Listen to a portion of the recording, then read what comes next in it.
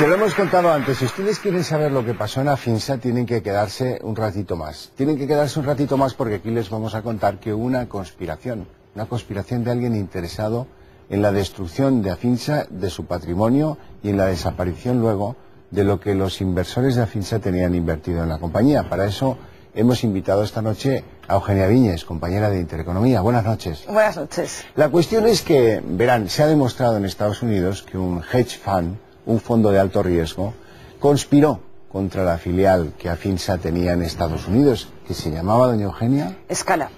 Y entonces se ha demostrado que ese hedge fund pagaba periodistas en Estados Unidos para que escribieran cosas negativas que afectaran el prestigio y que acabaron produciendo una investigación sobre esa filial de Afinsa en Estados Unidos. Así es. Y ustedes me dirán, ¿y qué tiene que ver lo que pasaba en Estados Unidos con lo que pasó en España? ¿Verdad? Pues sí.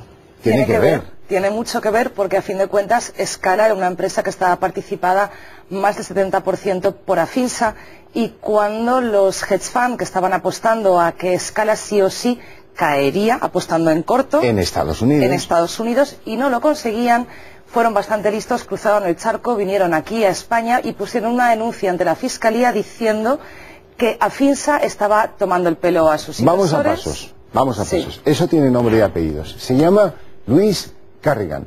Es un fulano que se sabe que le ha metido miles de dólares a Obama en su campaña electoral. Efectivamente. Es un fulano que vive en Luisiana, representa a este hedge fund americano y es el hombre que, como decía doña Eugenia Viñes, puso la querella en la Fiscalía Española contra Afinsa, contra la titular de esa filial que actuaba en los mercados americanos. ¿Y qué pasó entonces? Pues pasó que la Fiscalía no se puede hacer eco de esa denuncia porque legalmente este ciudadano, Louis Corrigan, pertenece a un hedge fund que es Kings for Capital, no tiene domicilio en este país ni tampoco tiene nacionalidad de este país. Sin embargo, sí que le da traslado a sus inmediatos superiores, y esos superiores suyos dentro de la Fiscalía, luego, posteriormente, aunque nunca volverán a mencionar a Corrigan, sí que van cogiendo punto por punto todo lo que Corrigan dice que puede ser Afinsa y por tanto Scala, que es una estructura piramidal que está captando ahorro de los inversores, que les está estafando, que tiene un importante agujero patrimonial, y curiosamente esa tesis será la tesis de la Fiscalía.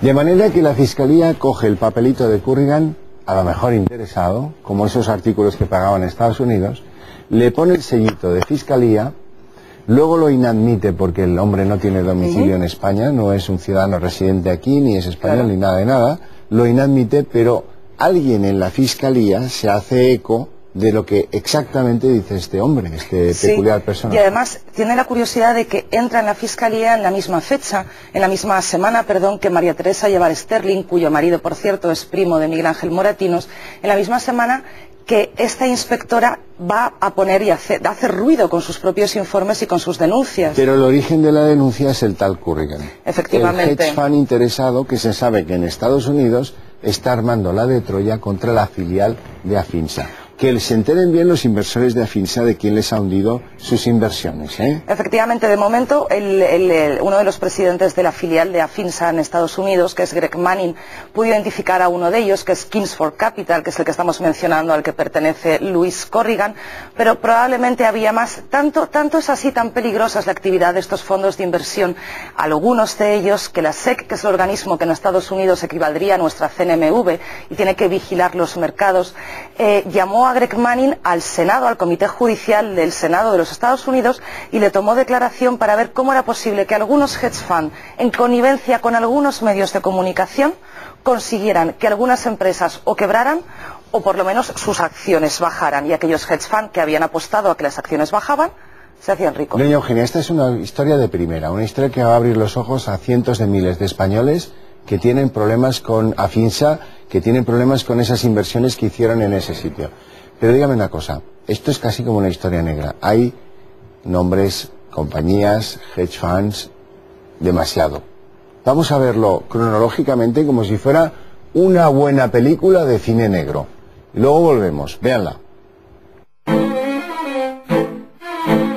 El caso Afinsa está en fase de instrucción en el juzgado número 1 de la Audiencia Nacional y en el 6º de lo mercantil.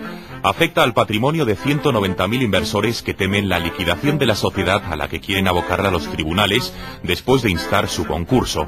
Desde su intervención el 9 de mayo de 2006, a sus directivos se les pretende imputar los delitos de estafa, administración desleal, delito contra la hacienda pública y blanqueo de capitales. Ángeles Durán, una de sus clientes, presente en los tribunales, se convierte en testigo de excepción de la desesperación del juez Santiago Pedraz, titular del juzgado número 1 de instrucción de la Audiencia Nacional. No tenemos nada, no tenemos nada, no tenemos nada, por Dios, busca algo. Esto se lo decía cuando yo estaba en la audiencia, justo en el pasillo donde se hace las declaraciones los imputados, en una esquinita. Salió para afuera el juez Pedraz y el fiscal y le estaba diciendo que no tenían nada, que buscase algo, por Dios. Se marchó el fiscal y acto seguido salió el juez Pedraz y se quedó, pálido cuando me oyó allí, porque sabía que esas palabras no caían en saco roto. Sí, eso lo declararía ante un juez. Pues no lo he denunciado todavía porque no creo en esta justicia que tenemos, que está totalmente corrompida. Me sobran los dedos de una mano para contar los jueces que pueden ser ecuánimes, los fiscales que pueden ser ecuánimes y los secretarios que pueden ser ecuánimes. Esta es la historia del derribo de Afinsa.